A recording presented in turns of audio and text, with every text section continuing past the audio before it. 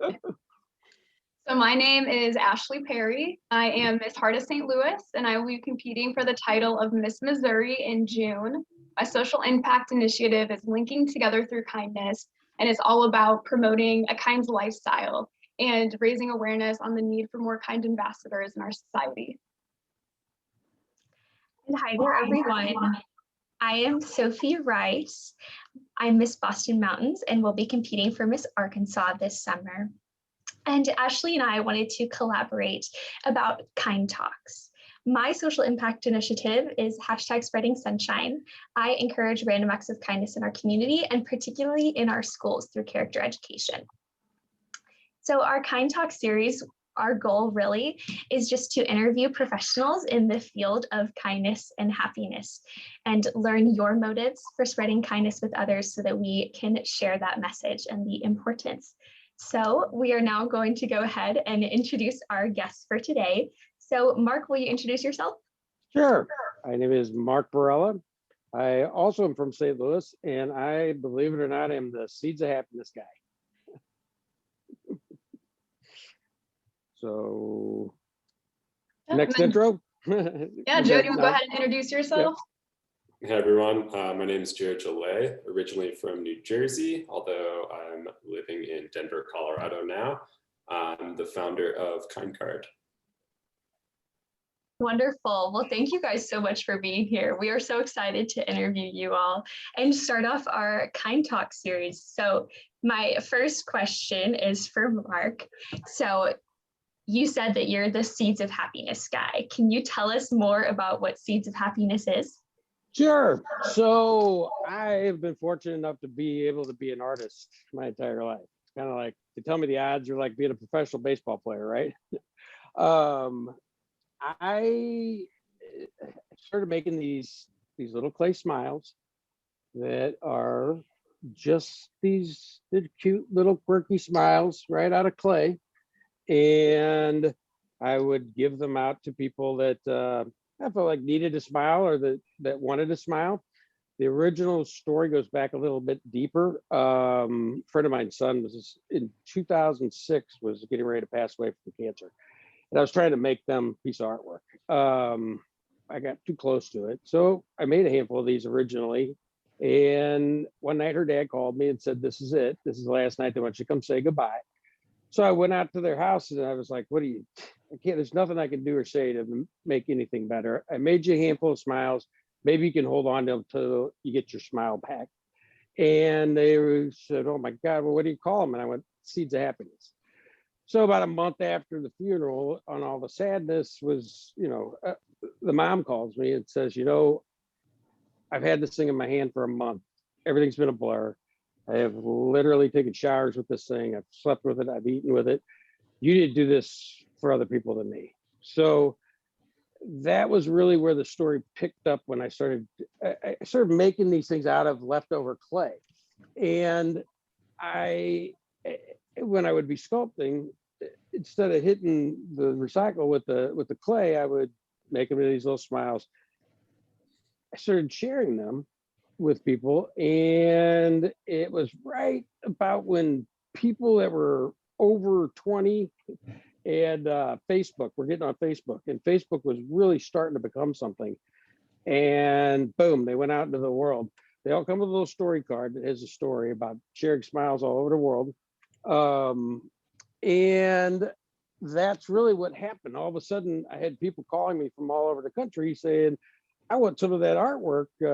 And I'm thinking, do I have a show hanging in Miami? If they called from Miami. And really what was happening is they were seeing on Facebook and they were wanting to connect with kindness through sharing my smiles.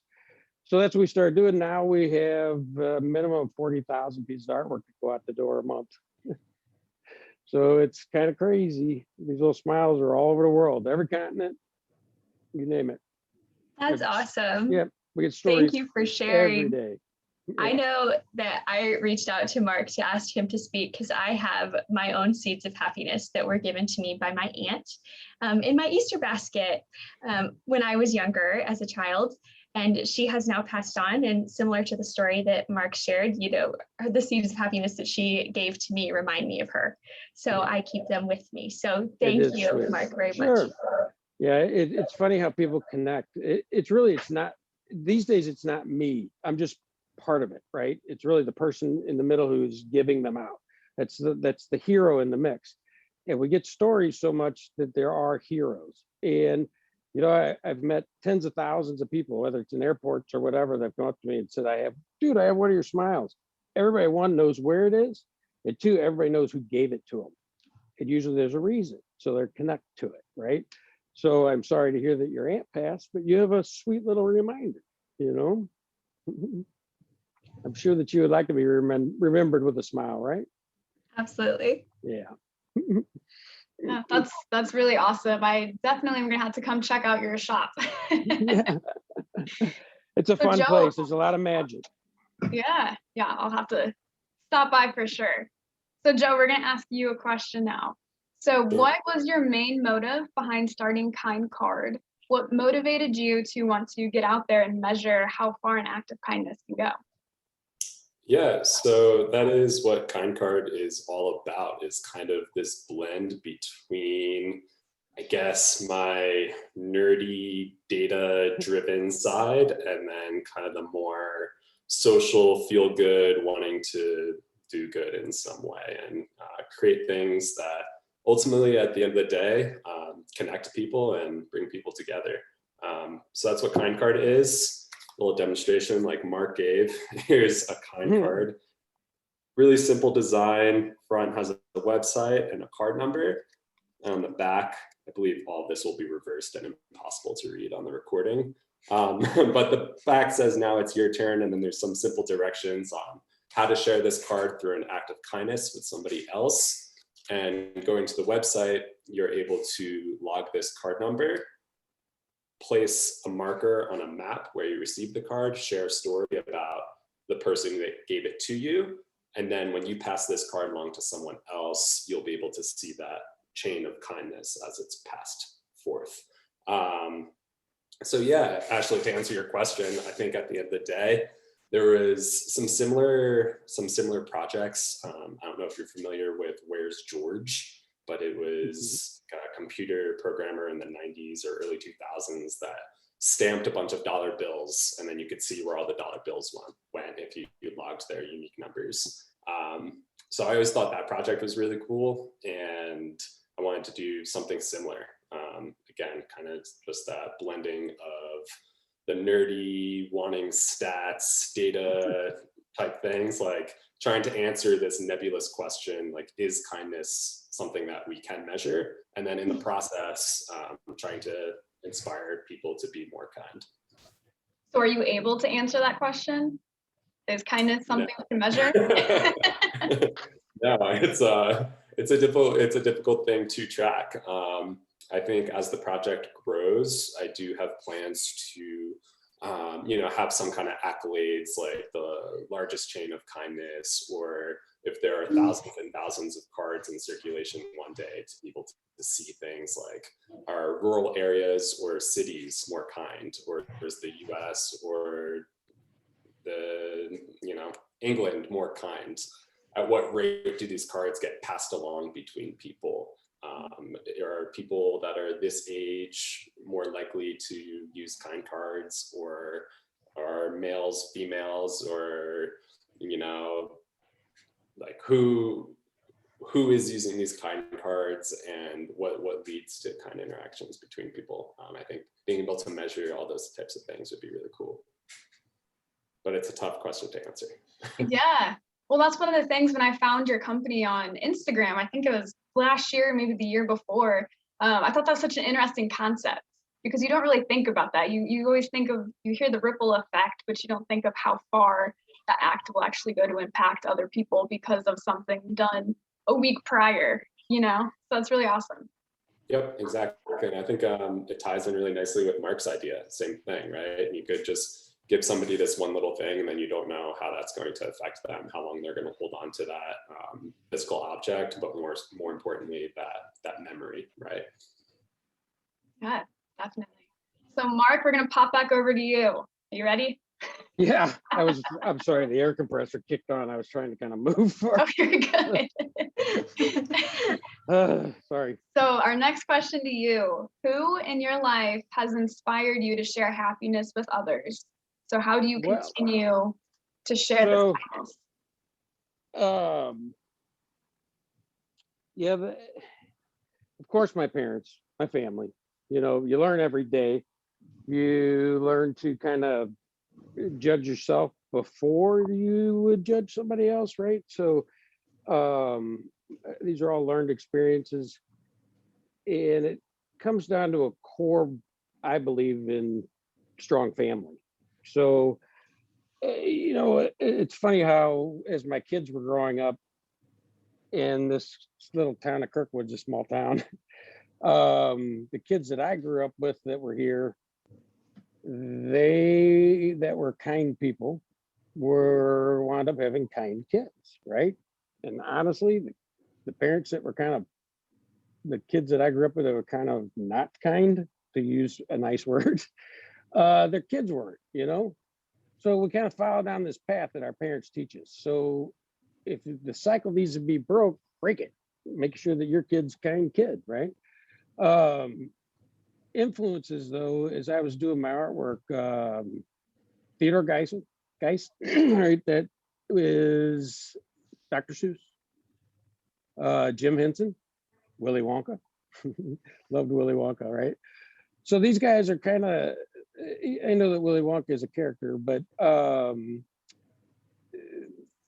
these are people who inspired me to kind of be colorful and to start working with kind of the science, actually, believe it or not, because these guys all knew about it, of the dopamine, the oxytocin, the serotonin, right? Mhm. And that's where I live. Okay, so ultimately, I did not realize this in the beginning, but these little seeds of happiness, I'm in the mental health business. Okay, and Mhm. just by supplying a way for people to be kind to one another. When you give one of these, you have a release of dopamine, and that you know makes you feel good because you're helping somebody else feel good. Then the person that's receiving it also, you know, is living in that serotonin, oxytocin, and dopamine area. It's kind of a great place to be, right? It's kind of like just living in a place of kindness. But like I said, it's a learned thing. You know, you grow up on the vice versa of that. You know, hate is learned also. When we're little kids, we don't hate. You know, we do automatically love and connect, but we learn to hate. You know, so it's, you know, it's who's teaching. That's the important thing. I just took that in a circle. Sorry. That was great. That was great. A lot of good insight there. Mhm. So kind of going off of that, jumping back to Joe, how do you think that we can motivate people to live a kind lifestyle and be a kind person? Yeah, I think that a lot of people might see being kind as having to be some sort of grand gesture, something that requires a lot of time, effort, or money. And that absolutely isn't the case, right? Kindness and motivating other people to be kind has a lot more to do with those small day-to-day actions, and most importantly, somebody's mindset. That's something that I actually really love about the KindCard project. While there have been plenty of stories submitted by people that received a KindCard after a stranger bought them a meal at a restaurant, or in one case, somebody even bought somebody a laptop and gave them a KindCard. Wow. There are far more stories that deal with those small everyday actions, right? Things like holding a door open, or smiling at a stranger, mailing an old friend or a teacher a thank you note. I think that these things are important to highlight and talk about just as much, if not more, than those bigger grand gesture stories that might be shared on social media or even get picked up by a news outlet. And I think that when we talk about just how much a little bit of kindness can brighten someone's day, we realize how many opportunities we have ourselves to do the same. Outstanding. You know, one of my sayings is, you know, small and powerful is a lot better than large and lofty. You know. Yeah, and I So, really like great what you point. talked about. Yeah, I really like what you talked about, Mark, too, and kind of how you feel that at the end of the day, you're in the business of mental health and just trying to give those people those opportunities to be kind, right? And Yep, connect with kindness. live in that space. Yeah, and that's definitely something I see in my project as well. Yeah. And that's why I say at the end of the day, it's like, yeah, it's about kindness, but more than anything, I think it's just about connection, right? Kind of breaking people out of their day-to-day life where you have a long line at a coffee shop, and instead of standing there thinking like, oh, what's this person doing in front of me? Their order's so long. Instead, you might be thinking like, hey, you know, this person behind me, I think I'm going to buy them a cup of coffee and give them this card that I've been carrying in my wallet. You know, seeing those day-to-day monotonous situations more as opportunities than just something that you're going through thoughtlessly in life. Spectacular, man. Yeah, that's exactly why with my local title as Miss Heart of St. Louis, I really try and encourage a kind lifestyle. We're not always going to be perfect and do, you know, the nicest thing or act the right way when we're sitting in traffic or we're in a long line. But if we just have that in the back of our mind that, you know, we're all in the same situation, give a smile, deep breath, everything's going to be okay. I think those are the moments that we really need to reflect on and encourage others to act upon as well.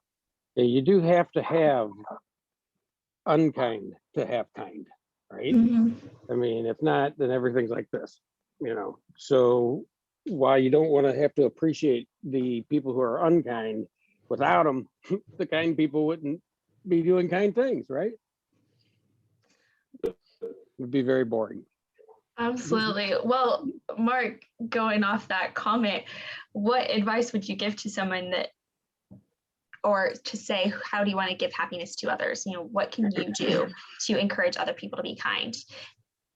Sure. Well, everybody needs to be, you need to reach out, right? Don't be scared to talk. Don't be scared to just engage. All right. It's the most important thing is just letting somebody know that they're a human, right? We have a story. I get stories daily about these little guys. And like I said, I'm in the middle. I'm fortunate enough to hear the stories because they send them to me and I usually reply, look, it's not me. It was the person who shared the smile with you. But just a little small reach out to just say, hey, I know you're human. A lot of people just need that. You know, you touch people's lives every day, and the repercussions can be down the road years to come, and you don't even know it, right? So, a little potent story that I have about reaching out to somebody and how important it is just to reach out to somebody is I'm standing doing a signing on the beach. It was awesome. In Gulf Shores, Alabama, and I'm actually standing out there sculpting and I'm signing stuff. And a young 16-year-old girl comes up to me and says, Mr. These are important.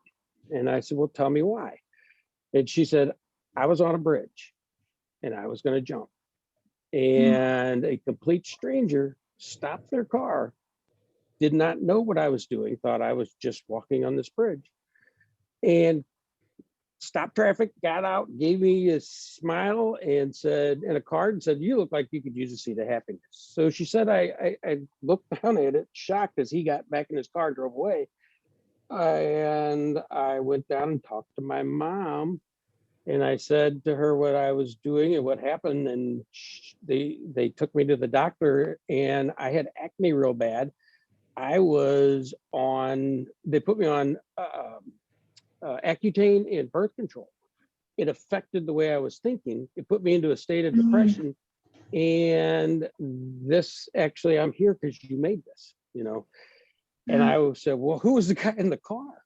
You know, after I broke down, started crying and hugged her, you know, it was one of the most potent things that I realized that all she needed was just somebody to acknowledge what was up, you know, or just to reach out to her. Yeah. It's important. Absolutely. That's a really beautiful story. I know that I shared with you guys briefly about my aunt, and Joe shared about the importance of doing something kind for someone because we don't know what's going on in their life. And you know, the day after my aunt passed away, there was a stranger behind me in the drive-through line that paid for my meal. And it was like that person had absolutely no idea that what I was going through at all in life, but it was their random act of kindness that really validated my feelings and showed me that somebody else cared. Yeah, it's awesome. It seems like for some reason there's a convergence, right? There's a convergence when somebody needs a smile or needs to be reached out to or needs to get one of Joe's cards. It seems to happen. Mm-hmm. The world it's pulling, right? There's, you know, it seems like these are meant to be things. Mm-hmm. So. I'm having chills thinking about this, just how life plays out and everything happens for a reason. And we're all placed here to support one another. Yeah, Absolutely. I believe in that wholeheartedly. Joe, we do have one question for you. Might be a tough one. Is kindness the secret to a successful life? Okay, yeah, this is a tough one.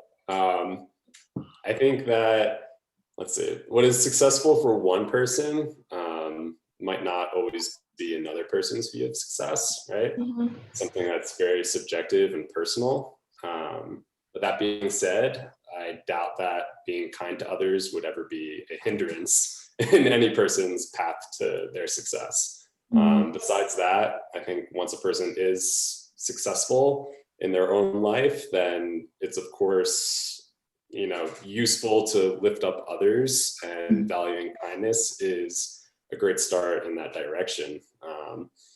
And I think, going along with that, while I said that I believe success to be subjective, I think that most people's view of success would closely resemble some form of personal happiness, right?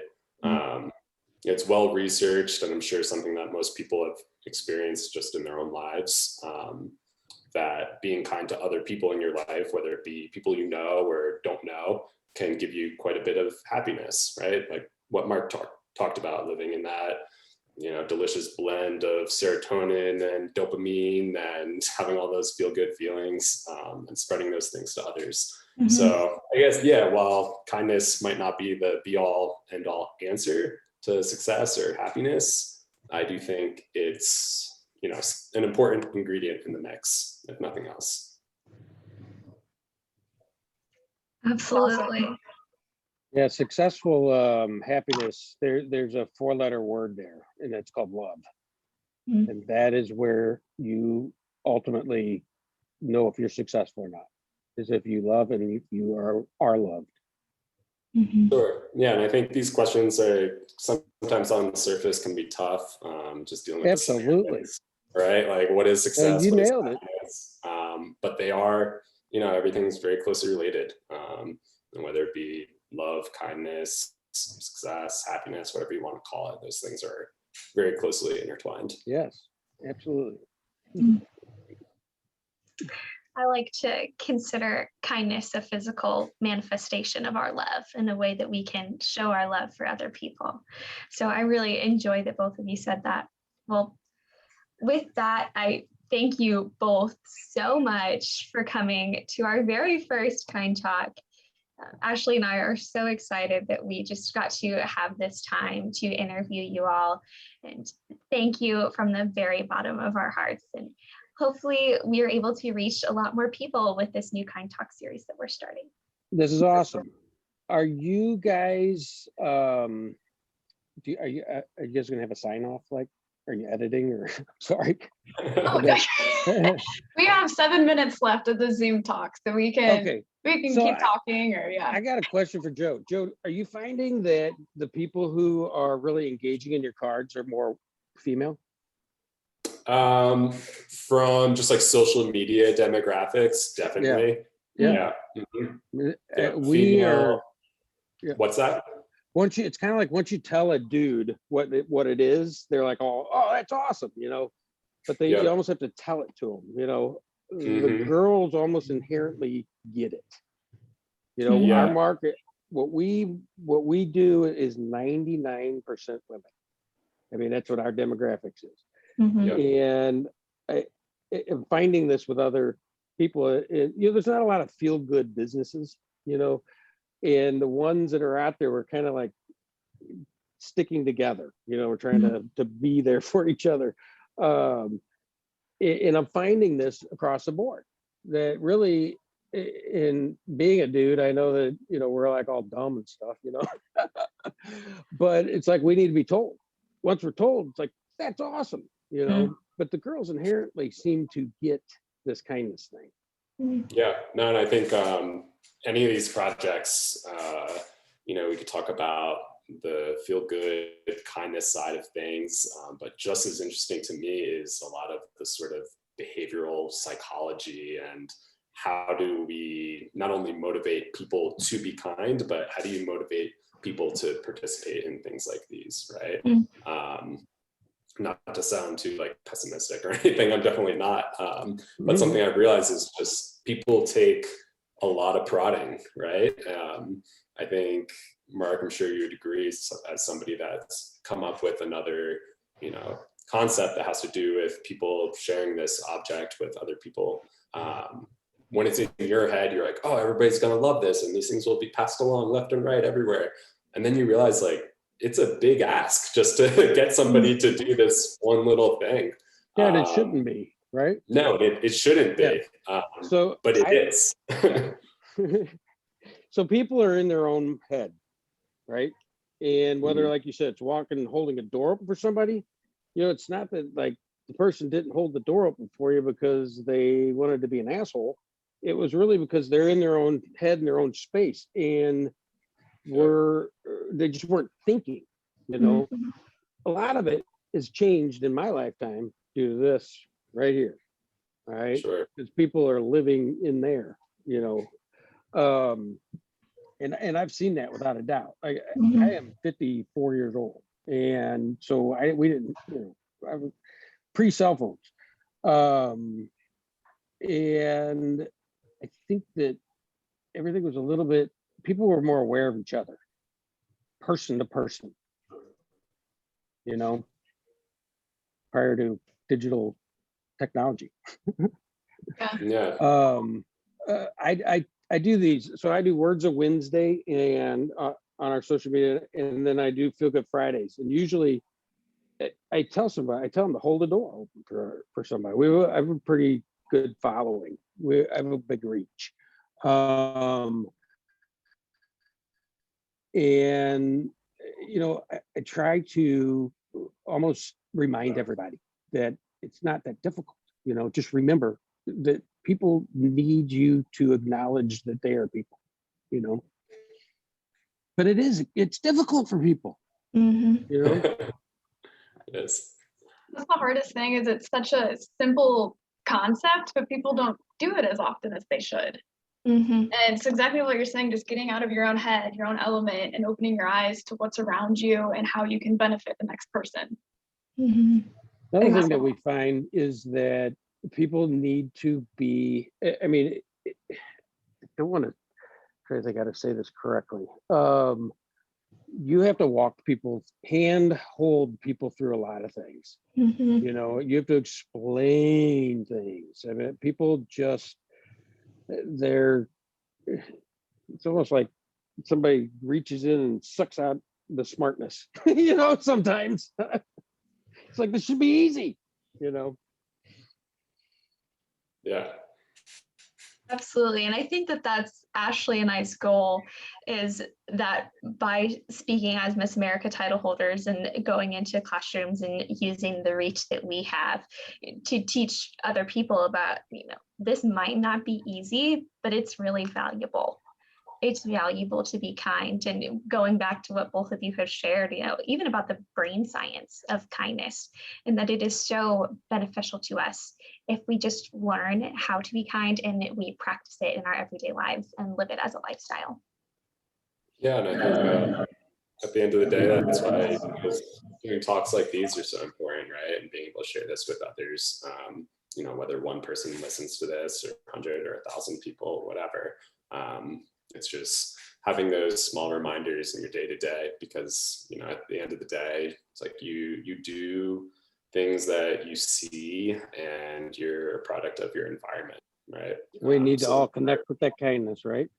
Yeah. So the more we talk about these things and the more people see them shared, then the more normal it becomes, and the more it becomes that, default mindless action to be kind instead of just to be lost in your own world. Yeah, I definitely agree. And we only have 1 minute left of this free Zoom call. So I do appreciate both of you for being kind and donating an evening to talk with us. We'll get this posted on social media, and hopefully we do have thousands of viewers, just to have a simple reminder of, the many ways we can be kind and why it's needed. I have that teacher story too for you guys. So some other. You'll have to come back on and share with us soon. It's an awesome story. Well,